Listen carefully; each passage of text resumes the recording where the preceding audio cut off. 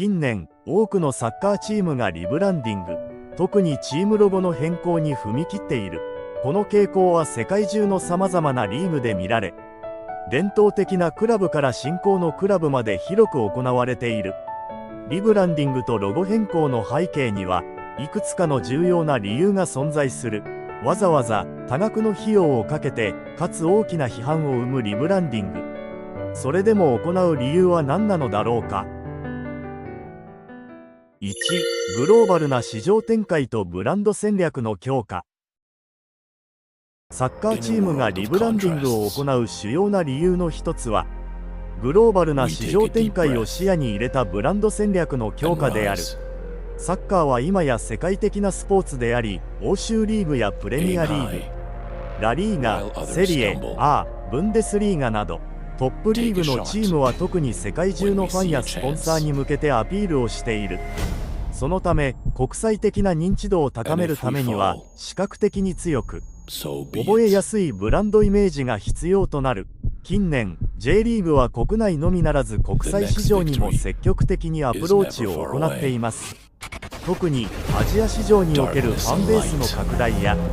ヨーロッパのクラブとのパートナーシップを通じてグローバルな競争力を高めることが求められています。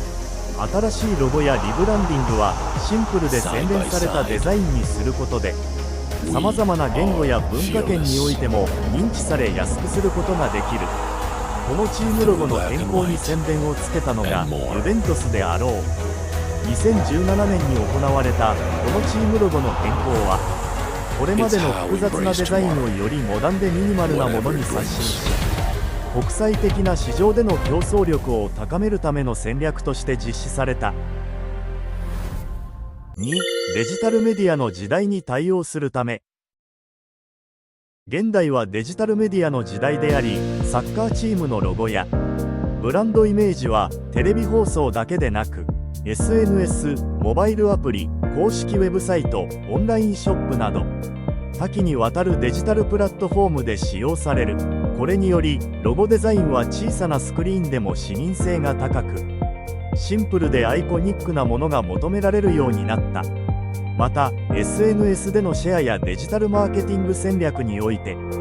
視覚的な要素が非常に重要であるため、リブランディングを通じてデジタル環境でのブランド認知度を高めることができる。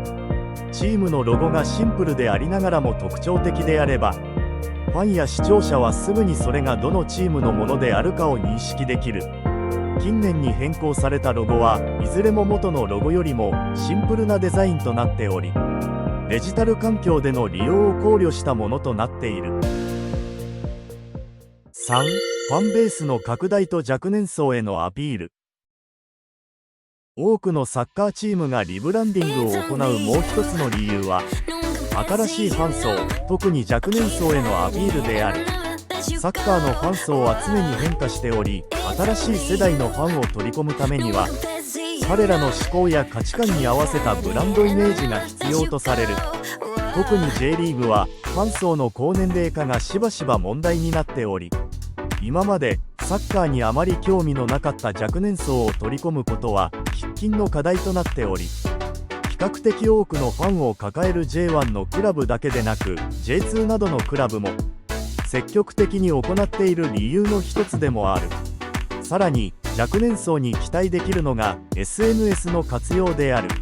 スタジアムへの来場やユニフォームグッズ等を身につけている画像、動画をシェアしてもらうことはクラブにとって何よりの PR となる。前述の通りシンプルなデザインに変更している理由の一つにデジタル環境での利用が考慮されており、グッズを身につけたあなたの上げた写真、動画が新たなファンの呼び水となることをクラブは期待している。4、新たな収益源の創出と商業的な成功の追求。サッカークラブにとってロゴやブランドイメージは商業的な成功に直結する重要な要素である。特にグッズ販売やスポンサーシップ、ライセンス契約などの商業活動においてリブランディングが大きな影響を与えることがある。新しいロゴやブランドイメージは新たな収益源を創出するためのツールとして機能する。新しいデザインはファンが新しい商品、シャツ、帽子、その他のグッズを購入するための動機づけとなり、これがグッズ販売の増加につながる。またスポンサーやパートナーシップにとってもモダンで国際的なイメージを持つクラブとの契約は魅力的であるため、リブランディングは商業的な成功を追求するための戦略的な動きと言える。5. 新しいスタジアムや施設のオープンと記念日とともに行われるリブランディング。新しいスタジアムの建設やクラブ施設の刷新など、インフラの変更に伴ってリブランディングが行われるケースもある。これはクラブの新たなスタートを象徴するものとして、ロゴの変更やブランドイメージの一新が行われることがある。新しいスタジアムのオープンはクラブにとって重要なイベントであり、それを機にクラブのイメージを一新することはファンやメディアの注目を集める機会となる。例えばガンバ大阪は新スタジアム、そしてクラブ創設30周年に合わせてブランドイメージの刷新を行った。これにより新しい施設とともに新たな時代の幕開けを印象づけることができ、ファンの期待感を高める効果があったと、リブランド100グローバルアワーズ2024にて優秀賞を受賞した。東京ヴェルディも2019年にクラブ創設50周年を記念してリブランディングを実施し、エンブレムとロゴを刷新している。同クラブのイニシャルである V をイメージさせる新たなロゴの入ったアパレル商品を公式オンラインストアで販売し、2020シーズンのユニフォームに掲出されるスポンサー企業のロゴをブランドカラーであるゴールドに統一するなどが評価され、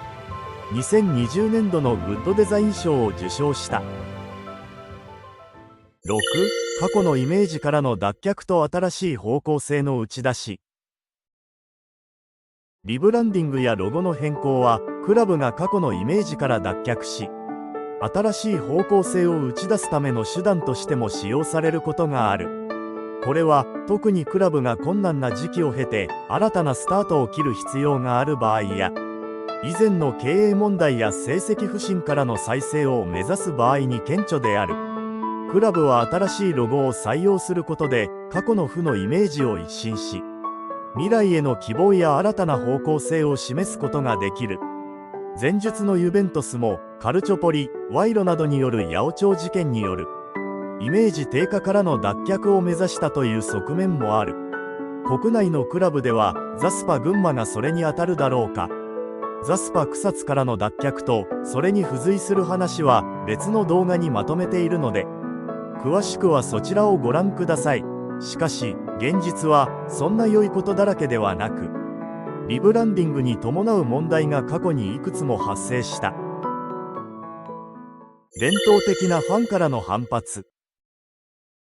当時 J2 を戦っていた町田ゼルビアは2018年10月 IT 企業大手のサイバーエージェントが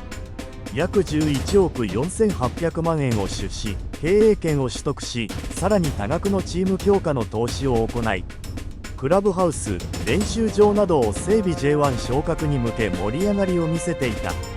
しかし2019年9月、サイバーエージェントが FC 町田東京という名称や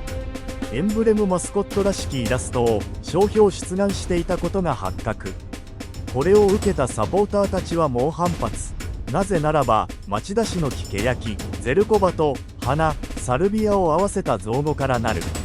ゼルビアの名前の消失は改名した97年から共に歩んだ20年の否定である。これについてはサイバーエージェントの代表藤田社長も、改名についてはサポーターの意見を聞かなかった、巻き込んでやれなかったのは正直ミスであったと認め、改名は一旦保留という形に落ち着いた。同様に2024年で創設20周年を迎えた FC 琉球もリブランディング、ロゴの変更についてサポーターから猛反発。従来のエンブレムをアイデンティティマークとして残し、2025シーズンまでにサポーターらと意見交換しながら新エンブレムを決めるという形に一旦は落ち着いた。このような例からクラブはファンの意見を尊重し、透明性のあるプロセスを通じてリブランディングを実施することで潜在的なリスクを軽減することができる。またソーシャルメディアなどを通じてファンとの対話を促進し、リブランディングの背景や目的を十分に説明することも重要である。まとめ。グローバルな展開という点から見れば、世界から東京という名前のネームバリューはやはり強いです。グローバルな観点からすれば、その強さを活用しない手はないわけで、 FC 東京、東京ヴェルディともにそれを生かしたリブランディングを行っています。数十億円を投資し、株式取得の際に名前の変更という条項も含まれていたと話す。サイバーエージェント藤田社長の回答はビジネスの観点からすれば納得できる。しかしサポーターの感情からすれば、それまで応援してきたチーム名の消滅は到底納得のいくものではありません。ゼルビアのようにクラブ名そのものが消えかけるというのは珍しい例ですが、クラブの顔そのものでもあるロゴ、エンブレムの変更だけでも人はどこか違和感を感じてしまうもの。しかしクラブ側もこれまでの動画の内容の通り、様々な理由で変更を推し進めたいという理由があるのです。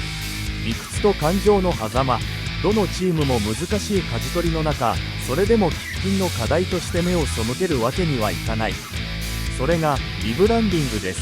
個人的にはクラブ30周年2026年に名古屋市瑞穂公園陸上競技場の改修完了に合わせてエンブレム変更をした名古屋グランパス、2025、26年くらいに何か仕掛けてくるのか、少し気になっています。あなたの推しチームのリブランディングは成功しているでしょうか。ぜひコメント欄で教えていただきたいです。ご視聴ありがとうございました。高評価、チャンネル登録をぜひよろしくお願いいたします。